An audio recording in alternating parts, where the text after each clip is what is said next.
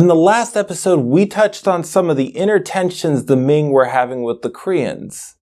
Now we head towards Jiksan. I'm Stefan, and this is Japan at War.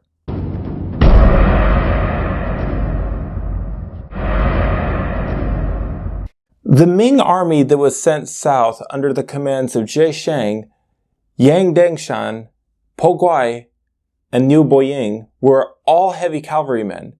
They were to take up positions along the main road that was 70 kilometers from the capital and past the town of Jiksan in what is today Pyeongtaek City. They then laid down and wait for the Japanese to approach so that they could ambush them. The vanguard of Kroda Nagamas's forces pressed into Gyeonggi province to establish the new borders for the Japanese-held territory, while the rest of the Japanese secured the south. The morning of October 16th is when the battle actually began. From the Korean accounts, Kroda's men were actually caught off guard when the Ming soldiers used a symbol to ring out the signal to attack.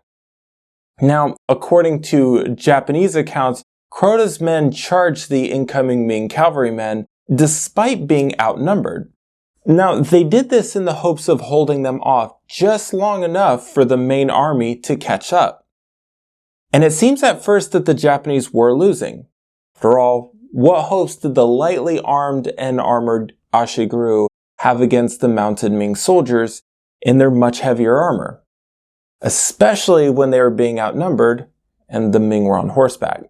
But just as the Japanese had hoped, the rest of the Japanese forces were racing forward now to help. Shishido Motsugu led the vanguard of Commander Mori Hitomoto forward to help and save what was left of Kroda's men. They then formed a crane-like formation in an attempt to crush the Ming forces from both sides. This didn't work though, as the Ming on their horses were much more mobile and faster and able to escape from the Japanese formation.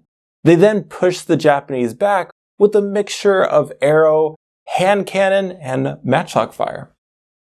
The Japanese returned fire with their own matchlocks then, and it seems that a lot of these shots were actually stopped by thick steel shields used by the Ming though. I'll see if I can find a picture roundabout what these would have looked like and put up on the screen.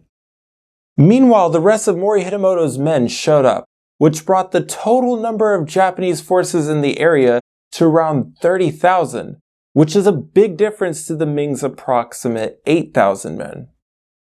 With the Ming now outnumbered, and the Japanese completely unwilling to give up any ground, Commander Ji Sheng commanded his men to a draw. The other three commanders then followed suit and withdrew. They first went to Chinwi and then to Suwon, where they were met with 2,500 reinforcements sent out by Supreme Commander Ma Guai. After the battle, it's said that 600 Japanese foot soldiers died, while we know that Kroda's men cut 85 noses. There's no mention of how many or if Mori Hitomoto's men took any noses, though it's kind of hard to imagine that they didn't. Many actually view this battle incredibly wrong. A lot view this as the Japanese being checked by the Ming, and that the Japanese were being stopped from advancing north. Except it's actually the opposite, isn't? The reality is that the Ming withdrew, so they lost. Though I'll be honest with you, no one stood to gain anything from this battle. Toyotomi Hideyoshi gave orders to his men to capture the provinces of Chola, Gyeongsang, Chungcheong, and not Gyeonggi province. Now why is this? Well, the goal was not to capture all of Korea anymore, but to instead to capture the lower half and force everyone to accept it.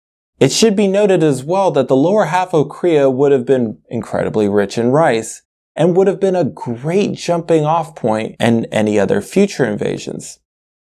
Anyways, this is where I will leave you. Yes, it's an incredibly short episode, but I really wanted this battle to stand out. Also, I would like to personally say thank you to everybody who wished me well while I was sick. I really appreciate that. Anyways, I'll see you next time.